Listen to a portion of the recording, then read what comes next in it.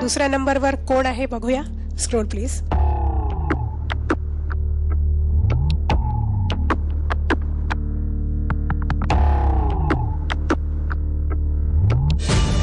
मृण्मयी तिरोडकर.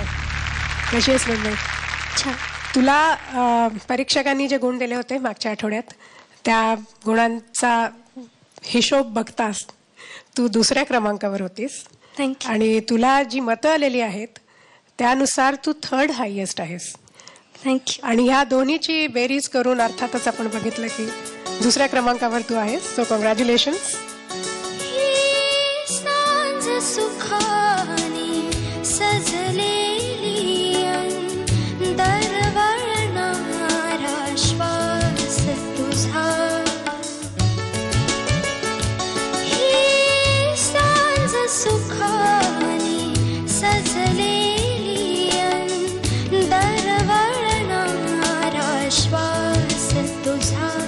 स्वप्नात तुझ्या ऋण झुणते.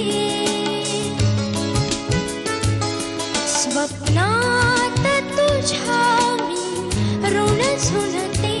हे सत्य म्हणून की भास तुझा ही सांज सुखाने सजलेली दरवळणारा श्वास तुझा.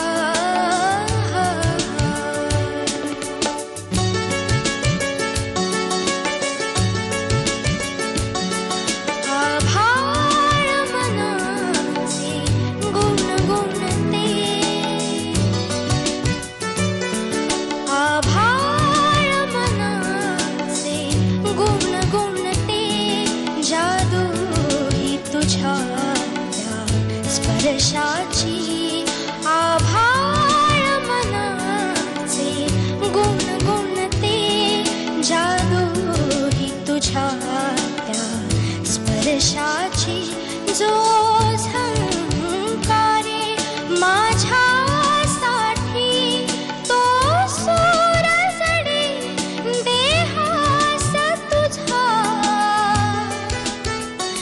ही सांज सुखाने सजलेली दरवळणारा श्वास तुझा.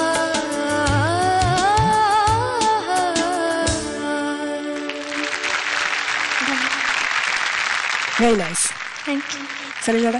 फार गोड कॉम्पोजिशन आहे. म्हणजे त्या संगीतकारांनी नक्कीच त्याच्या अशा इनोसंट एजमध्ये जेव्हा तो कदाचित त्याच्याच जवळपास राहणाऱ्या कोणाच्या तरी प्रेमात पडला असेल आणि अतिशय गोड संगीतकार. म्हणजे मला आता पटकन नाव आठवत नाही पण फार गोड असा विचार केलेला आहे. आणि त्या इनोसंट एजमध्ये त्यांनी हे कॉम्पोजिशन करून नक्कीच त्याच्या जवळपास राहणाऱ्या कोणाला तरी प्रेमातही पाडलं असेल आणि तो यशस्वी झाला असेल असा माझा अंदाज आहे.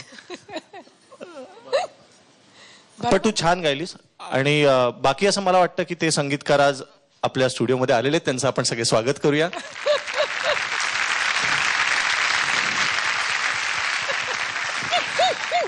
तर दादा तुम्ही त्या काळी इनोसंट होता. तुम्हाला आठवत असेल. म्हणजे आता तुम्हाला तसं आठवणं शक्यच नाही पण त्या काळात तुम्ही जेव्हा इनोसंट होता तेव्हा तुम्ही केलेली ही चाल आहे ना. असं आहे की कुलकर्णी तुम्हाला सांगतो की मला तुम्ही जर का पुणेरी स्टाईलनी माझ्या कॉम्पोजिशनला शिव्या बिव्या घातल्या तर मी खूप चांगल्या प्रकारे त्याला रिॲक्ट होऊ शकतो. पण मला ज्या वेळेला कौतुक कोणी वगैरे असं करतं ना त्यावेळेला मला असं कसं तरी होतं. मला असं मला नाही करता येत म्हणजे त्याचे. तर मी गपचूप आहे. पण गाण्याचा सोडा पण गाण्यांनी तुम्ही जे साधलं त्याच्याविषयी तुम्ही बोलू शकाल का? नाही असं काही नव्हतं. त्या रोखानी वगैरे काय मी कंपोज केलं होतं.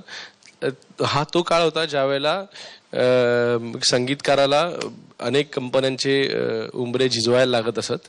आणि त्यावेळेला आपण एखाद्या तसल्या हेतूनी गाणं करणं परवडण्यासारखं नव्हतं. म्हणजे लक्षात घे. खरंच हे फार मनाच्या जवळचं गाणं आहे कारण पहिल्या वेळेला रिलीज झालेल्या अल्बम मधलं. पण तू खूप छान गायलीस. आणि मी एवढंच सांगेन की तू जसं गायलीस ना आता म्हणजे आता वैशाली अजून खूप छान गाते असं गाणं आपण म्हणता येईल कारण त्यात तर मोठी सिंगर आहे. पण त्यावेळेला ती तुझ्याच वयाची असेल साधारण असं मला वाटतं. आणि तसं बघायला गेलं तिच्यापेक्षा तू खूप जास्त छान गायलीस. थँक्यू. आणि थँक्यू. माझी फार कमी गाणी आहेत काय, त्याच्यातलं एखाद गाणं कधीतरी ते वाजलं की मला बरं वाटतं. थँक्यू. So wonderful. मार्क नाही आहेत पण समोरून मतं नक्की येत असतील. So all the best.